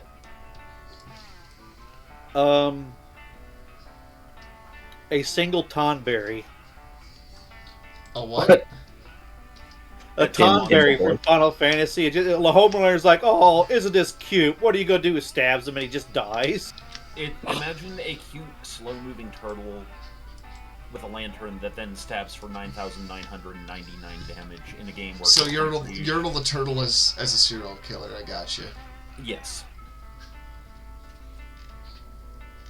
It's kind of like a fish man that wears a robe. So one of my biggest disappointments in BattleTech, right? So speaking of the Atlas-armed Irby, no one has a rocket fist. Oh, that's a good idea to add in the No one does a rocket-assisted punch or a rocket fist. Well, I can think of one reason for that, because once you shoot the fist, then what? You have it on a reel and you reel it back. What if the reel breaks? You use a backup reel. Or you go over, pick it up, and then you reattach it to your arm. What if the actuator in your foot breaks in your mech? I don't know. And then you buy the mech tech a case of Timbiki Dark, and say sorry. Mechs are made out of that plastic that can heal itself after it's been cut.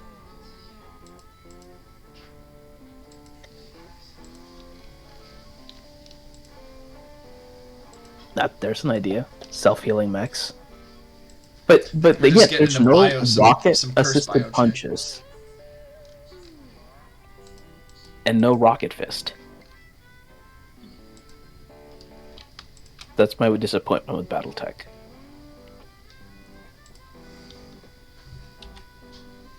How do you know there isn't a mech with a rocket fist? I mean, I hope there... Maybe the Ill Clan can... In the Ill Clan era, they'll finally have a mech that punches with a rocket assist. I mean, if there's going to be someone that does, it's probably going to be, what's his name? The guy that makes, like, junk robots? Solaris? Snord's Irregulars. Also, yeah, Solaris. Oh, yeah. Cranston Snord, yeah. Is Snord's Irregular still around in the Ill Clan era? I want to say yes, because I believe his daughter took over command of the unit. Didn't his daughter die in, like, the jihad? I don't know. I honestly don't know. I What hope happened to not, Rhonda because Snord? Snord's Irregulars is fun. Oh, it is a very fun group. Everyone's dead, especially the people you like. Oh, yep, Rhonda Snord died during the bombing in the jihad. Oh, that's fucking lame.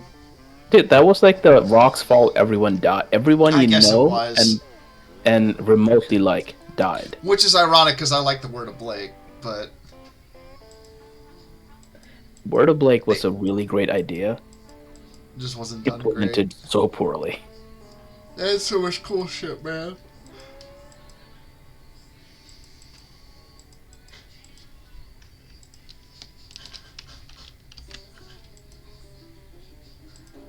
And the neural helmet, correct your nerve to max net voluntary amputation. Think that's a DNI, direct neural interface. Neural helmet is not a DNI.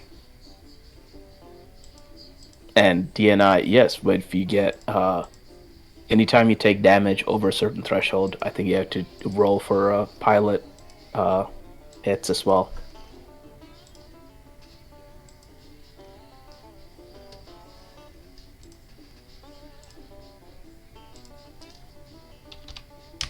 Yeah, I mean, a lot of the World of Blake and Jihad storylines were influenced by, like, real life events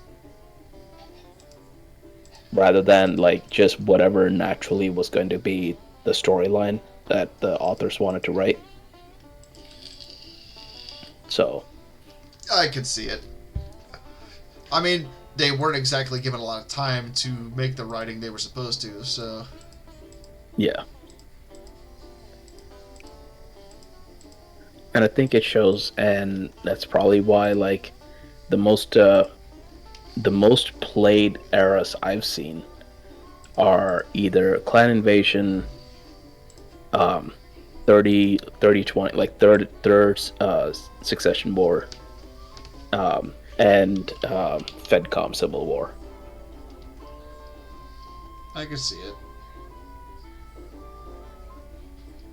Around here, it's mostly clan invasion, like 3049.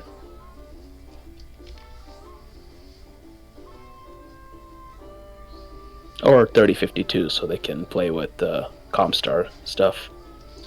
I do like me the comm guards.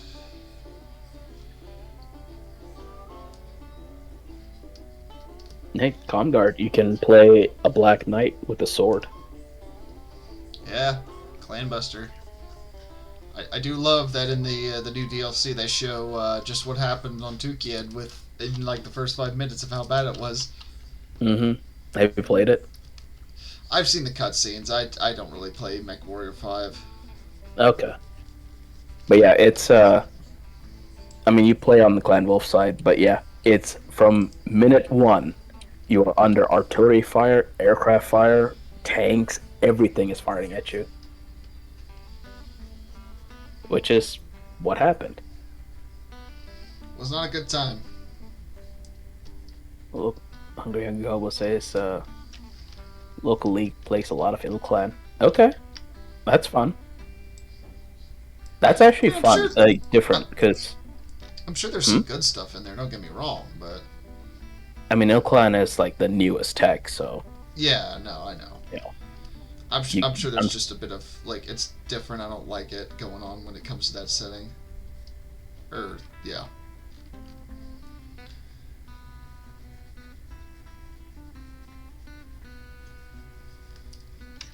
or plasma rifles. Yep, that's unfortunately not available in 3052. I love that Like plasma crack. rifles are essentially just spitballs. I mean, they're fiery spitballs. I know, it's great. Spitballs of Praise and Zorg.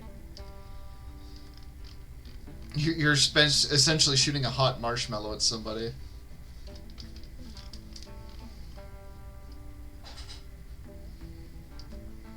You're filling them with the burning microplastics of Zorg.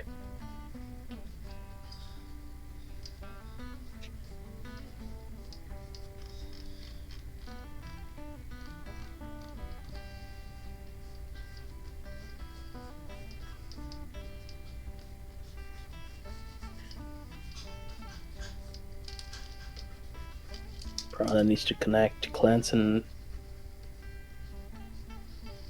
mercenaries and clans in DLC where we meet Commander Mason.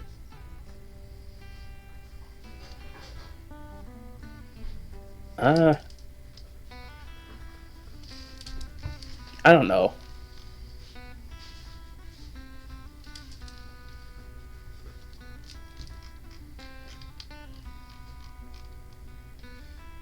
I find funny Timbiki jumped on the fact Ilkhan Ulrich Kerensky likes their drink and made their tagline "Drink of the Ilkhan." Wait, It's what? amusing enough, at least. I did not know that, but Flavorade, the official flavor of the Elcon era. I just roll with them. Timbiki Dark.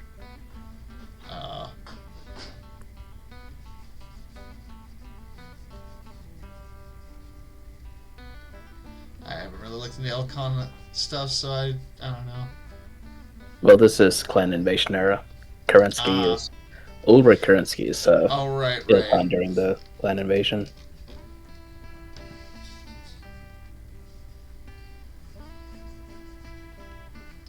Guy after Leo showers. Yep. Who was showered in debris. Well, he was showered in the remnants of The one bridge. badass Russell Hagian pilot. Yeah, and then he got sucked into space. Mm-hmm.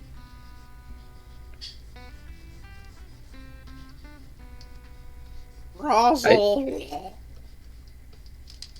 Yeah, what he said.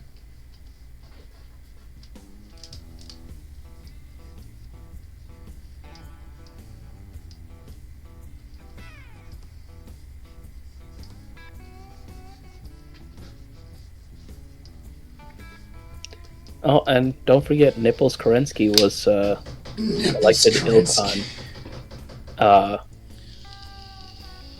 to snub No Clan exactly what Wolf. you meant by that. That's what chat says. It's Nipples the enchilada. I'm not responsible for chat. CC's responsible for chat. You need an adult to be responsible. Oh, we're fucked.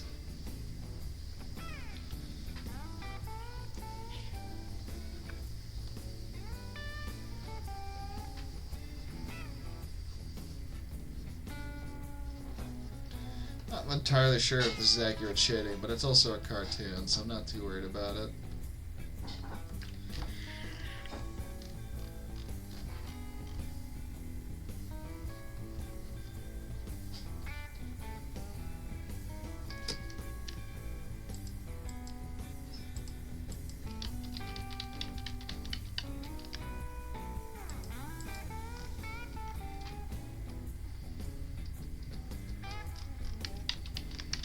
I'm just gonna do that for now.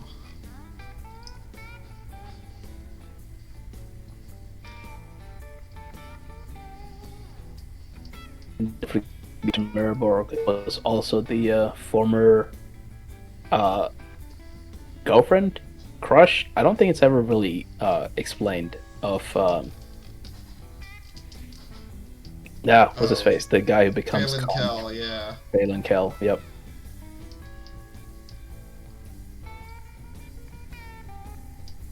And the buckle that she gives him becomes a plot point, and is actually referenced in the DLC, which I thought was really nice.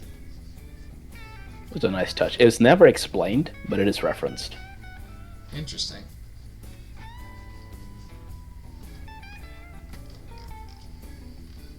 Did not know that, so I'll have to check that out. Yep, in a certain cutscenes, you see you see attention drawn to it, and it's just not explained. It's left as a if you know, you know. I see. Interesting. I like that. Hello, TK. Hello.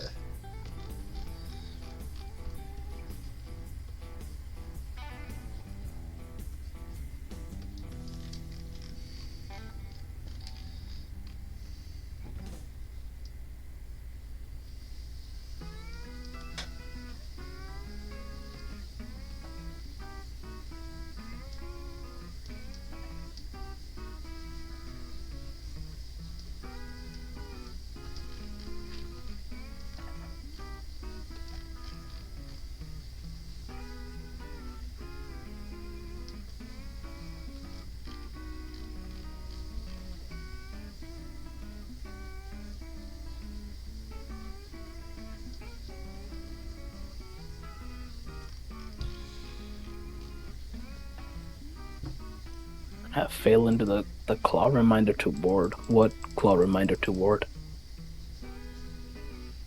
It's hot and it's ready. Playing Little Caesars. Apparently, Phelan Kell is like the only person that has a 2C Wolverine. Or, not Wolverine, Wolfhound. Yeah. Which is interesting. Well,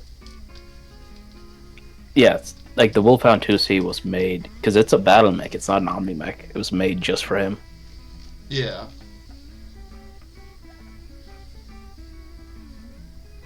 And it's a Wolfhound, if you pimped it all the way out, made it cost like 5 times as much as a normal Wolfhound. You have an Excel engine and a steel ferrofibrous double heatsink. Excel engines seem a bit risky from what I understand. Well, it's a Clan XL, so much less risky. Gotcha. And yeah, like a normal Innersphere XL engine, any like 3 engine hits will disable a mech. And like for an Innersphere XL engine, your center torso and both your side torsos all have 3 engine crit slots. So if any of those get destroyed, your mech is down. A Clan XL engine only has 2 in the side torsos. So you're gonna hurt. It's like 10 extra heat per turn. But your mech isn't disabled. Gotcha.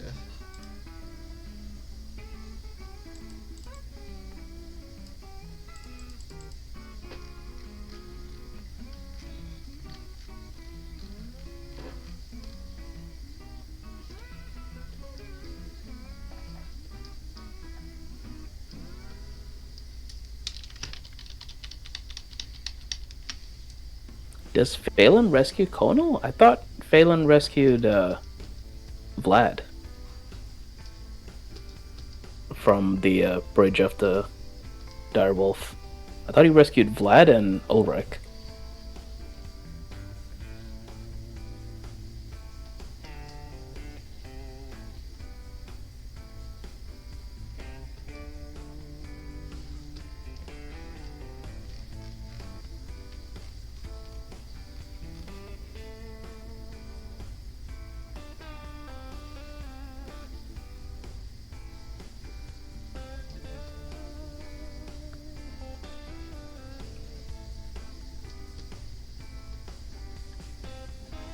Oh, it is Vlad? Okay. Yes, Vlad the Impaler. I mean, kinda, yeah. There's Vlad the Impaler, then there's Glad the Impaler. Yeah, he stabs people with plastic bags. It doesn't work as well. It takes a while, and it hurts the entire time. Absolutely. I was sticking to someone. I was like, "Oh, put him on the spike!" Oh, Oh, I mean, that's another one. That's even more horrifying. just sits there clapping. Hear him clap like, "Look at his feet wiggle! Look at his feet wiggle!" Upsetting and yet understandable. 4-minute mark. Oh, that's fine. I'm just messing with stuff as it is, so... Vlad There the you Impaler want has to a build a hefty reputation. snowman out on Regis 5, where the atmosphere is frozen helium, and we're all really dumb for landing on a planet. Yeah, that's it.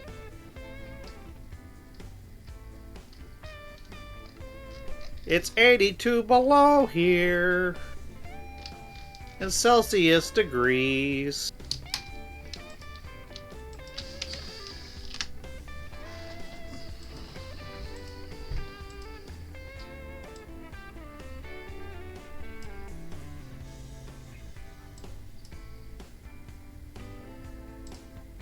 I remember they were talking about like ideas of planets and moons and stuff, and one of them was like a planet made entirely like it was such a high condition of oxygen or methane or something like that. Like if you lit a match, just the entire planet would just catch on fire. That'd be pretty wild if that was an actual planet. It'd be pretty unfortunate.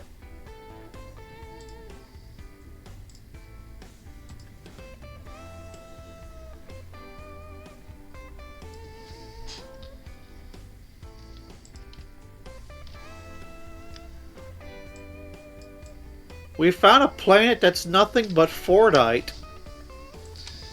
Oh god. That'd be a hell of a planet. Or a planet that's like a jawbreaker. How many licks does it take to get to the center of this planet?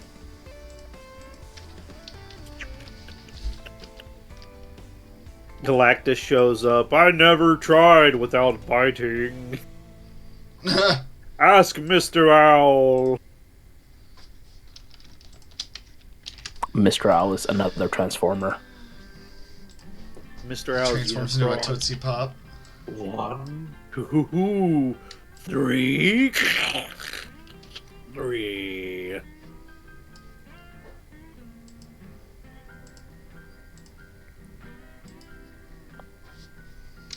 Why didn't he work on that drawing of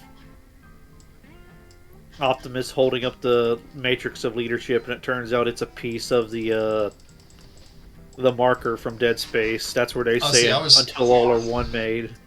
I was thinking of something different, where it's like he's holding up the magic 8-ball in the Matrix of Leadership. What do you think the most cursed thing the Matrix of Leadership is? Like, I like the idea that it's a chunk of a marker. I don't know. Until all are one are literally all the Cybertronians like turning into some weird Brother Moon, but of Cybertronians. How about a pet Hypnotoad?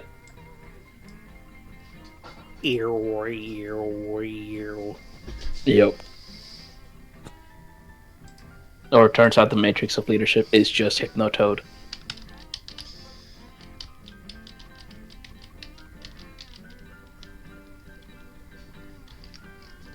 Could be a bottle of Malort. As much as I'd like to keep tweaking this, I think I'm going to call it here for today, because we are getting out of time. So thank you, everybody, for joining us, and we hope to see y'all next week. Yay. Thank you guys for being on here with me. Thanks for having me. Yeah, man. Glad you could join. And hope everyone here has a happy new year. We'll see you in 2026. Until then, y'all take care. Later.